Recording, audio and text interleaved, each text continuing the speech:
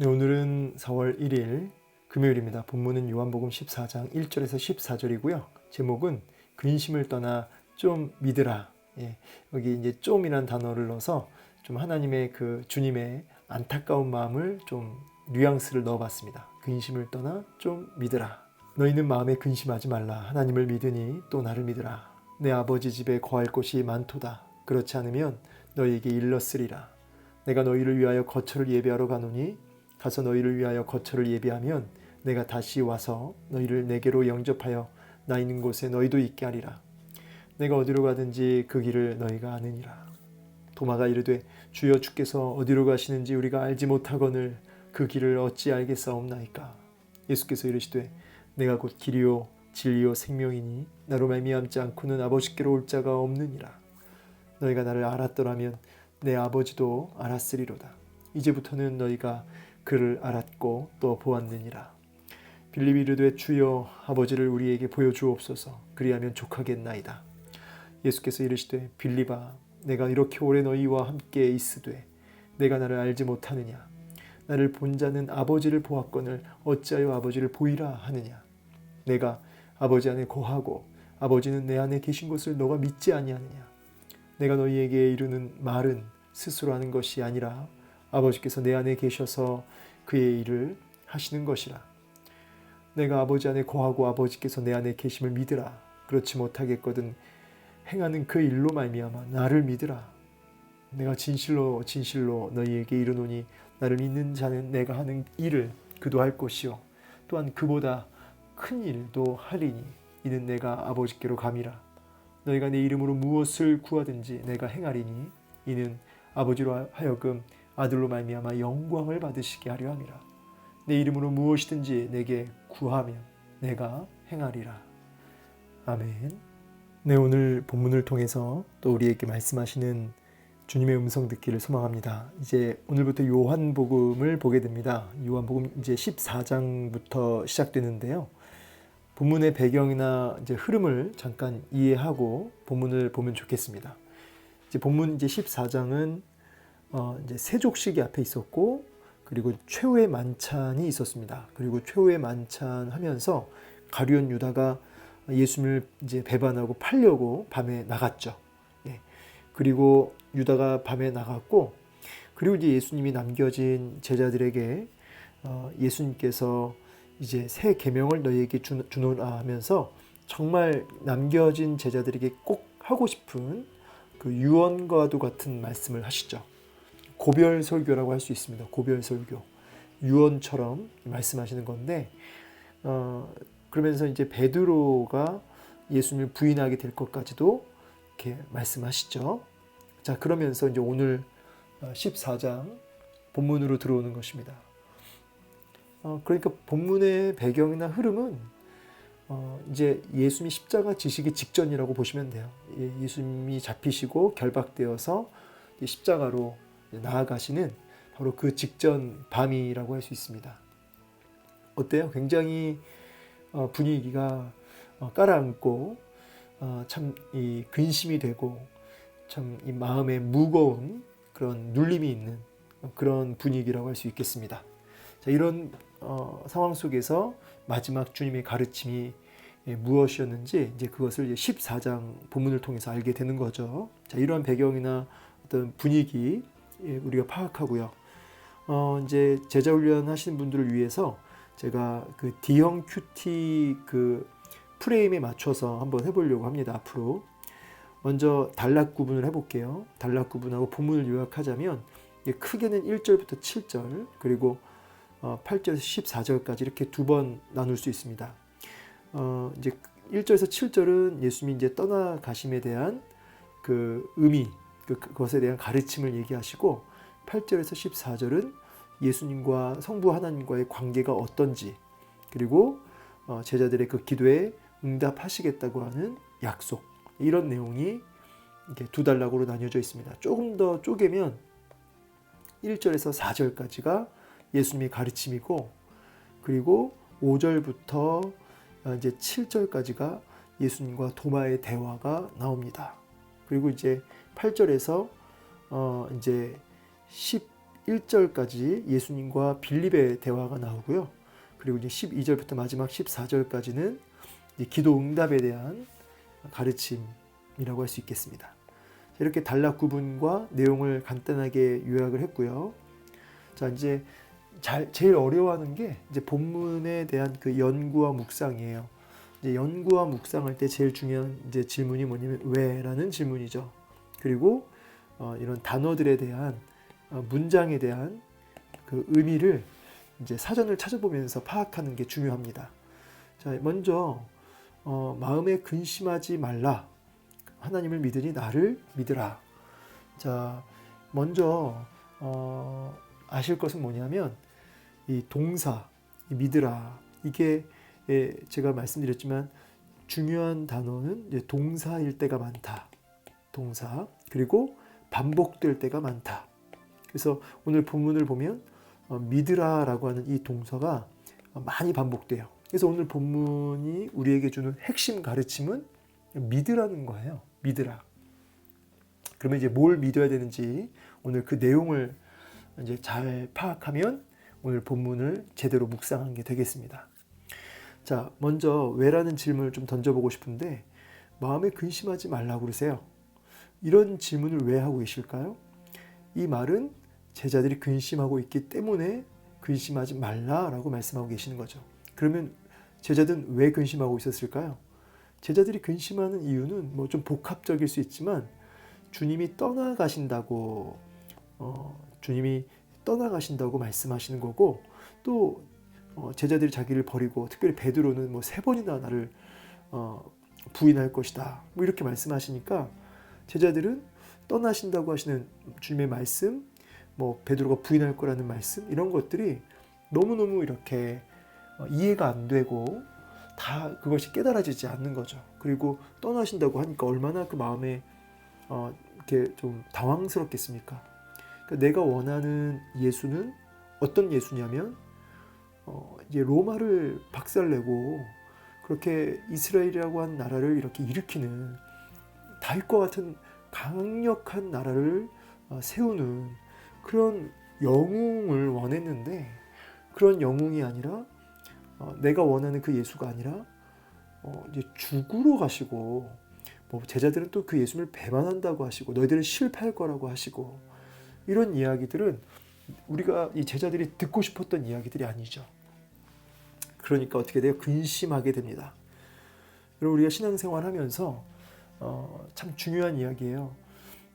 내가 원하는 대로 내 어떤 야망이나 내 목표 그것들을 위해서 예수님이 참 도와주셨으면 좋겠고 내 목표를 위해서 예수님이 잘 이렇게 도와서 그 일이 되게끔 하시면 좋겠는데 그런 예수였으면 좋겠는데 예수님은 우리의 어떤 꿈과 어떤 목표를 향해서 막 실패할 거야 말씀하시고 그게 아니야 이렇게 말씀하시니까 이제 마음에 어떻게 돼요? 근심이 될 수밖에 없는 겁니다. 이 동상이몽이란 말 제가 자주 썼는데 동상이몽이에요. 동상이몽. 같은 자리에 누워 있지만 전혀 다른 꿈을 꾸고 있는 거죠. 마음에 근심하는 이유는 그겁니다. 제자들과 주님이 같이 있지만 제자들과 주님은 다른 곳을 바라보고 있으니까 뭐가 와요? 마음에 근심이 오는 거죠. 이걸 뒤집으면 주님과 같은 곳을 바라보면 근심할 이유가 없어지는 거죠. 같은 곳을 바라보면. 근데 이제 제자들의 마음은 주님과 좀 다른 곳을 바라보고 있었기 때문에 근심이 있었습니다. 그럼 믿으라. 뭘 믿어야 될까요?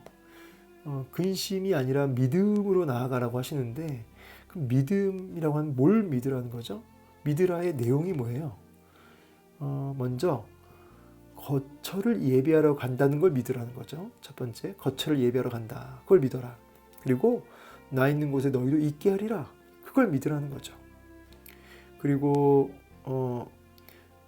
이제 이건 3번은 굳이 이건 3번이라고 할 수 없겠고 그리고 이제 뒤에 가면 내가 아버지 안에 거하고 아버지께서 내 안에 계심을 믿으라. 예수님이 하나님 안에 있고 하나님이 예수님 안에 있고 완전히 연합되어 있는 그러니까 예수님이 하나님 자체가 되심을 믿으라는 거죠. 그래서 오늘 이 본문에서 이 믿으라는 크게 세 가지네요. 거처를 예비하러 가신 걸 믿고, 또 그곳으로 그 거처로 주님이 영접하실 것을 믿고, 또 예수님이 바로 하나님 자체가 되심을 믿으라는 거죠. 이 세 가지를 우리가 믿으라는 겁니다. 그러니까 근심의 자리에 머물러서 낙심에 빠져 있지 말고, 헛된 꿈 꾸고 앉아 있지 말고, 믿음의 자리로 나아가라. 이 세 가지를 믿어라. 그렇게 믿으면 어떤 열매가 주어지냐면, 그렇게 믿으면 하나님의 주님이 행하신 일보다 더 큰 일을 할 것이고, 기도하는 것마다 놀라운 응답이 있을 것이다 라고 이제 위로하시죠. 말씀하시죠. 자, 이렇게 연구와 묵상을 좀 더 해볼게요. 예를 들자면 이제 이런 것도 이제 질문할 수 있죠. 내 아버지 집에 거할 곳이 많도다.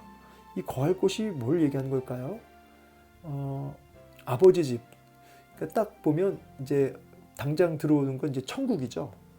여러분 원래 이제 이런 게 있어요. 뭐냐면 에덴 동산이죠. 에덴 동산에서 이 하나님과 인간이 교제했죠. 그죠? 에덴 동산에서 쫓겨나고 나서 어땠죠? 성막에서 이 법궤, 속죄소 그 가운데 임재하셔서 교제하셨죠. 그리고 나서 성전, 그리고 이제는 예수 그리스도를 통해서 이제 어디로 이어지죠? 예수 그리스도를 통해서 이제 궁극적으로는 새 예루살렘, 하나님 나라로 이제 직접 나아가게 됐습니다. 그래서 여기 거할 곳이라고 한다면 뭐 사실 장소적인 개념으로 봤을 때는 이제 천당, 천국을 의미하는데, 조금 더 본질적으로는 이제 하나님 나라, 하나님과 하나님의 통치를 받으며 하나님과 교제하는 그런 상태를 가리켜서 거할 곳 이렇게 얘기한 것으로 우리가 이해합니다. 그래서 아버지 집에 거할 곳이 많도다. 장소적으로는 천국을 얘기하는 거죠. 거할 곳이 분명히 있다. 너희가 하나님 나라로 나아갈 수 있다. 이 많도다라는 게 얼마든지 올 수 있다. 이 거할 곳, 하나님 나라 천국이 분명히 있다라는 얘기죠. 만약에 하나님 나라 천국이 없다면 내가 많이 쓸 것이다. 내가 너희를 위하여 거처를 예비하러 가노니. 중요한 이야기죠. 거처를 예비하러 가노니. 아니, 천국은 이미 예비되어 있잖아요.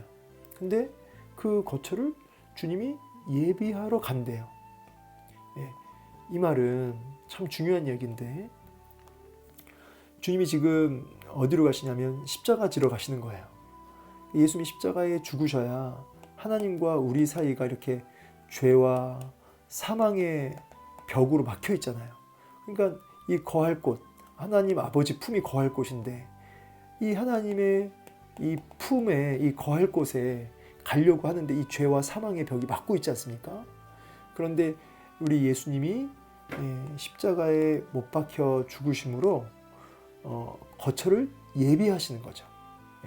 예비하러 간다 이 말은 내가 죄를 십자가에 피 흘려 죽음으로 죄의 벽을 허물고, 그리고 부활하심으로 사망의 벽을 허물겠다.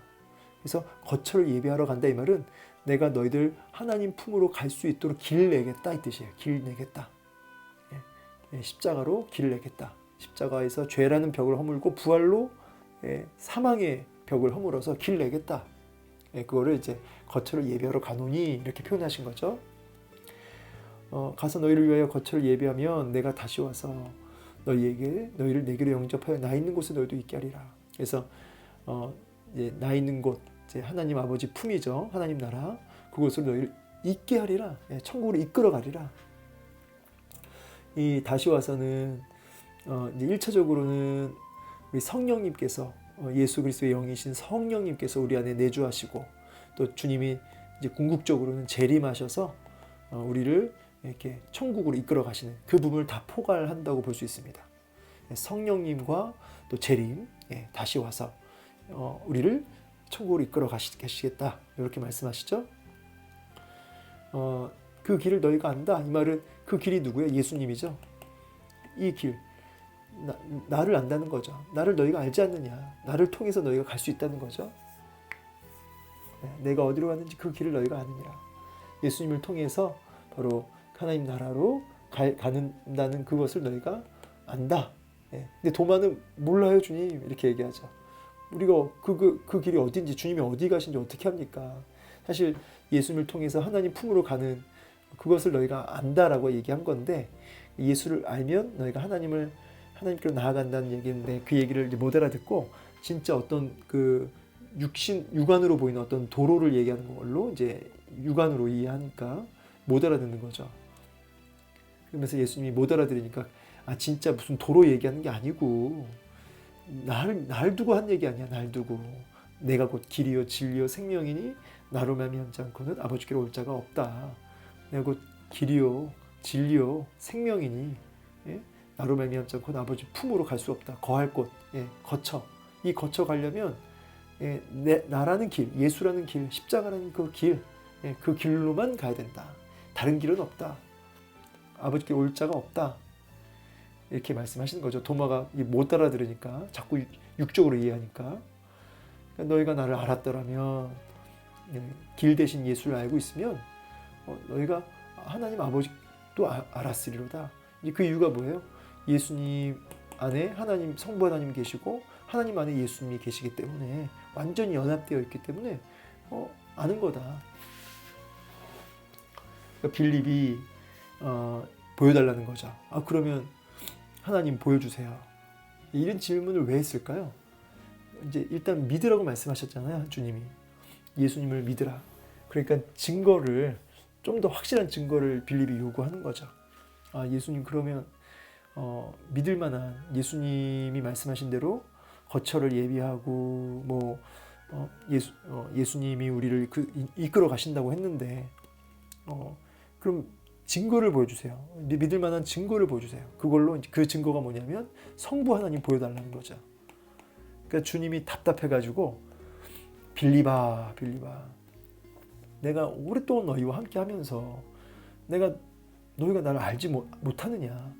내가 행했던 일들, 내가 했던 말들, 행했던 사역들, 이런 걸 통해서 이미 너희는 나를 통해 하나님 아버지를 봤다는 거죠. 여러분, 사실 하나님은 영이시죠. 영적인 존재이기 때문에 볼 수가 없어요. 하나님을 눈으로 이 땅 가운데 하나님을 볼 수 있도록 현현하신 게 바로 예수님이에요.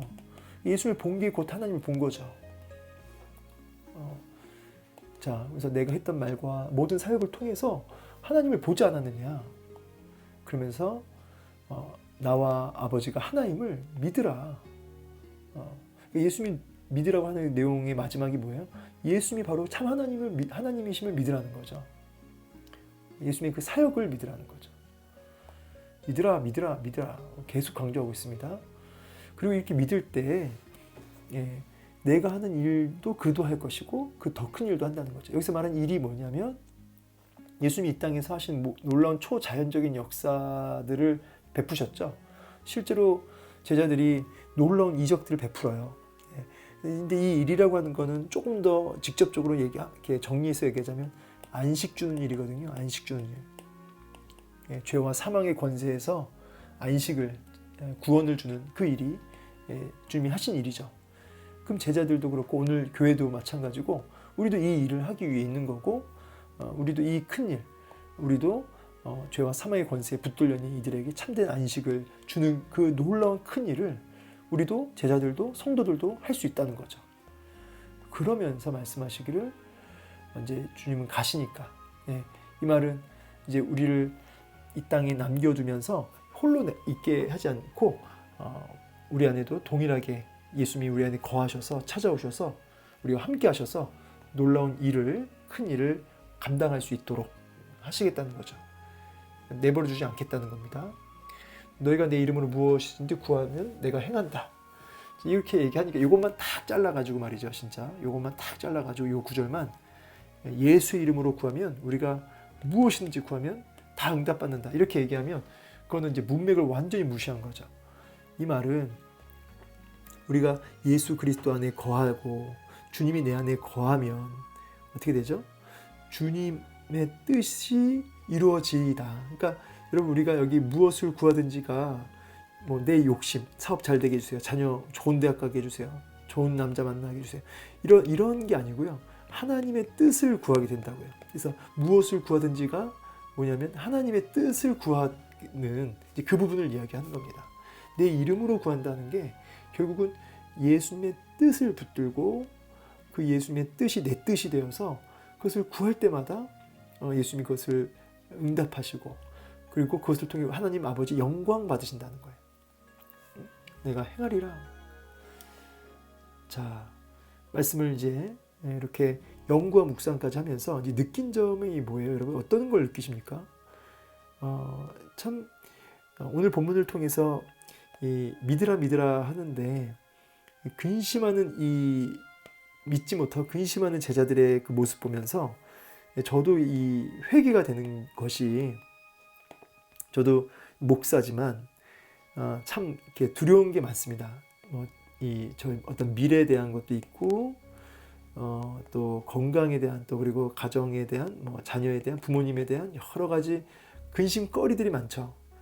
뭐 저도 이제 이 땅에 발을 딛고 사니까 여러 가지 그 해야 할 일들, 감당할 일들 그런 것들로 복잡할 때가 많아요. 근데 제자들이 복잡한 마음, 그래서 근심이 막 마음을 누르는 마음, 그거하고 별반 다르지 않은 거죠. 근데 그 주님이 그 근심의 자리에서 나와서 하나님 나라 천국, 십자가를 통해 예비한 천국을 바라보고 내가 너와 함께하고 있음을 바라보고 내가 이 결론, 이미 너가 갈 결론이 천국임을 바라보고 그리고 예수님이 누구신지를 기억하면서 근심이 아니라 하나님이 주시는 이 믿음 안에 평강을 요동치지 말고 평강을 누리고 있어라 라고 말씀하시는 거죠. 참 감사하죠. 회개가 되면서 감사가 됩니다. 참 근심하고 있는 내 모습이 이게 불신이구나. 이게 불신이구나. 이거를 깨달으면서 내가 근심 속에 있는 모든 불신을 이제 끊고 천국을 바라보며 십자가를 바라보며 내가 하나님 앞에 이제 믿음으로 반응해야겠다. 이런 부분 속에서 이제 좀 적용적인 측면에서 뭐 이제 적용은 언제 누가 무엇을 어떻게 이런 항목을 가지고 이제 만드는 건데 여러분 각자 뭐 다 있으시겠지만 저는 개인적으로 좀 뭐 저 스스로 좀 이 기도 생활 할 때도 그렇고 또 업무 교회 일을 할 때도 그렇고 사역도 그렇고 그것을 뭐 처리할 때 교회 안의 사역이나 기도 생활이나 뭐 이런 모든 제 신앙 생활을 할 때 제가 분주함 속에 그냥 마치 이렇게 떠밀려 가듯이 했던 것을 좀 회개하고요. 그 부분에 있어서 이제는 우리가 한 번을 기도하더라도 그리고 일을 하면서도 직장이 아니죠. 그 사역지에서 이제 그 행정 업무를 볼 때더라도 먼저 예수님의 말씀이 믿으라라는 말씀을 의지하고 붙들고 천국을 소망하면서 그렇게 마음에 주님을 온전히 이렇게 집중하는 가운데 사역과 기도와 이런 모든 것들을 감당해야겠다. 그냥 떠밀려서 그냥 막 하지 말아야겠다라고 이렇게 좀 한번 적용해 보았습니다. 자, 오늘 이러한 말씀을 오늘 여러분도 좀 나름대로 적용하시면서 근심이 아니라 믿으라로 나아갔으면 좋겠고요. 근심에서 믿으라. 그래서 이런 믿음이 있으면 어떻게 되죠? 하나님 앞에 기도하는 사람이 되겠죠. 열매가. 그래서 오늘 하루 제가 생각해 보니까 기도가 많이 없었던 것 같아요. 순간순간 교제하는 기도가 있어야 되는데 주님 없이 살아간 순간들이 많았던 것 같습니다. 그래서 오늘 또 적용점으로 순간순간 주님께 여쭤보며 주님과 대화하는 그런 하루로 또 결단을 해보게 됩니다. 오늘 이 말씀 여러분 구체적으로 각자 또 적용하시면서 열매 맺는 하루, 순종한 하루 되시기를 주의 이름으로 축복합니다. 감사합니다.